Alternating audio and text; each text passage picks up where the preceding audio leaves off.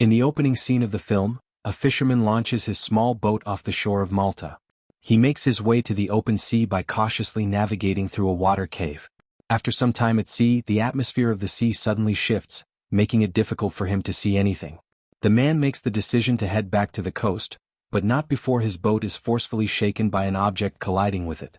He falters and almost topples over, but he regains his balance just in time. Shortly after, the fisherman notices a bigger sailboat far off, drifting without direction. Upon approaching, he discovers the boat's name, Aeolus. He cries out to someone on board several times, but nobody ever responds. The fisherman, intrigued, chooses to investigate and ties his tiny boat to the larger boat with a rope before hopping on. Then he enters Aeolus and is shocked to see it vacant. The spacecraft does, however, have supplies like food and water. The fisherman discovers a radio as well and tries to call someone using it, but he is once more met with silence. The fisherman decides to go after spending some time exploring and heads to the deck. He had tied his small boat securely, but to his surprise, it had magically disappeared. Then he reaches for his binoculars to search for his boat, but the fog is still thick and he is unable to see anything. The fog gradually lifts a little while later, but his fishing boat is nowhere to be seen. The man then makes an effort to start the Aeolus's engine so he can direct it in the direction of the coast. Sadly, he has no idea where the boat is going, and the engine is likewise broken. The fisherman then descends below deck, where he witnesses a restroom door abruptly shutting on its own. He opens the door once more, though, without giving it any thought. He then attempts to navigate his whereabouts using a map he found.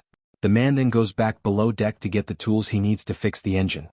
He eventually manages to fix the engine and steer the boat toward the coast after some effort. The man feels somewhat relieved by this and thinks his luck has finally turned around. He tries to call for help on the radio but gets no answer. When the irritated man tries to pee in the water, one of the sails strikes him and nearly sends him overboard. Luckily, he leaps back onto the deck and snags a railing in time. The man enters the bathroom and starts to relieve himself because he still needs to pee.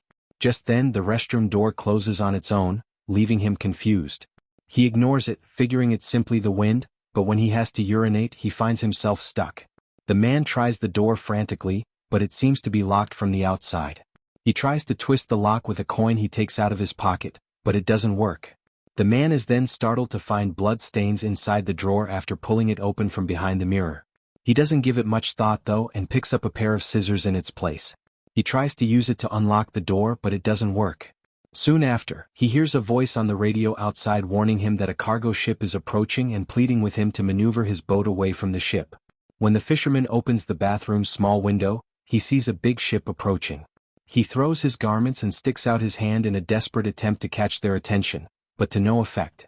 Even though the window is too little for the man to fit through, he tries to poke his head out of it. A short while later, he throws a rope that is hanging from the bathroom window into the water. Eventually, this tangles with the propeller, causing the sailboat to slow down and prevent a collision. Regretfully, the rope entangles itself around his throat and begins to strangle him.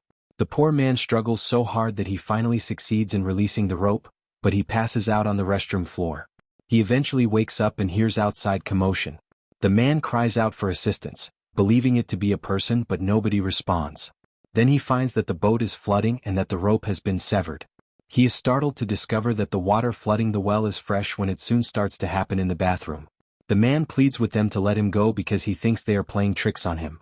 He makes it clear that he came here to check and had no intention of stealing anything. He is disappointed to see that nobody responds to him once more. He drinks some fresh water because he's dehydrated, but it also goes away fast. The bathroom floods again in the evening, but this time it's seawater that he tries to swallow. The man is so terrified by this that he gets a tiny jug and starts to pour out small amounts of water. The boat begins to tremble as an unexpected storm makes conditions worse. The man is struck repeatedly even though he tries to grab anything to protect himself. With every second that goes by, the bathroom's water level rises as well. With a quick reflex, the man tries to use a little blade to cut the rope that holds the canvas in place. But he screams in agony when he inadvertently cuts his finger. He persists anyway and in the end he succeeds in cutting the rope. He feels some relief when the sailboat eventually stops moving once the canvas is dropped. Then, in an attempt to prevent drowning, he shuts the window and cuddles up against the sink to fall asleep. When the fisherman wakes up the following morning, he finds that the water has reached his neck and that he is extremely chilly. He tries to kick the door again because he has nowhere else to go, but it remains in place. He begins to think that he is going to die here and loses all hope. However, a short while later he hears a click, and when he gets closer he discovers that the door is open. The man searches for the person he thinks is torturing him on purpose but is unable to find them. After that, he goes to the deck and discovers several buoys there. The man devises a plan knowing that the leak will cause the boat to sink at any time. He creates a temporary boat by fastening the buoys to one of the shattered doors he discovered. Not too long after, the man jumps onto this freshly made raft in the water. He sails off a short distance, waiting for the Alice to capsize, but it never happens. He gets on the sailboat once more after realizing after some time that it won't sink. The fisherman then fixes the ship's leaky area to stop water from getting inside. In addition to fixing the hull, he constructs a basic water pump for emptying the cabin. He then makes another use of the radio, sending out multiple messages asking for assistance but getting no answer. Soon after, the man is preoccupied with fixing his vehicle when he looks off in the distance and sees a freighter floating. He hurriedly climbs into his improvised raft and starts to sail in the direction of the freighter because this offers him some hope. However, a few moments later, as he turns around, he witnesses the Alice coming full speed toward him. The man tries to sail more quickly but finds that he is unable to escape it. His improvised raft is destroyed when he is forced to jump into the water. The fisherman realizes the sailboat is some kind of ghostly or haunted craft as it comes to a stop at this point. Then he makes the decision that he would rather float aimlessly in the water than board the wicked boat once more. The man is still floating in the chilly water when the scene switches to nighttime. A short while later, something startles him and makes him afraid, but it turns out to be an amiable dolphin. A few more dolphins appear and start frolicking about him, providing him with a fleeting moment of joy. But at that very moment, the Alice returns, stunning and scattering the dolphins. The fisherman is so disappointed by this that he yells at the dolphins to stay put. Then he starts to become really chilly, and he has no choice but to get back aboard the spooky boat. Then he goes to his bed, pulls a quilt over his head and goes to sleep. When the fisherman wakes up the following morning, he is exhausted and feels very weak. He looks out and sees that the boat is traveling quickly. He finds that the main deck door is locked as he tries to go outdoors. A little while later, the man chooses to look into the weird sound he heard coming from the restroom. He discovers a tiny hatch there that he was previously unaware of in the corner. When the man unlocks it, he finds that it leads to a little storage space. But the moment he steps inside, the tiny door slams shut, keeping him in again. To make matters worse, he hears footsteps in the distance. The man attempts, frantically, to open the window above him, but he can't. In the meantime, the boat is getting closer to a small beach village, which might be his last opportunity to get out. He begs the person who is not visible to stop the boat since he can still hear footsteps. Additionally, he sobs and says he can't handle it any longer. Not long after, the fisherman starts to have trouble breathing because there isn't enough oxygen in such a small area. But the hatch door opens on its own just as he's ready to pass out.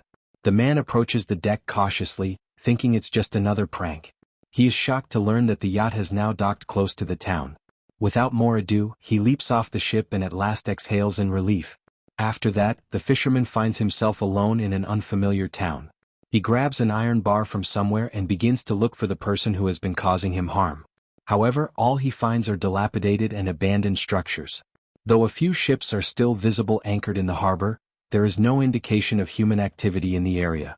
He discovers that Alice is getting ready to depart shortly after that when he hears some sounds in the distance.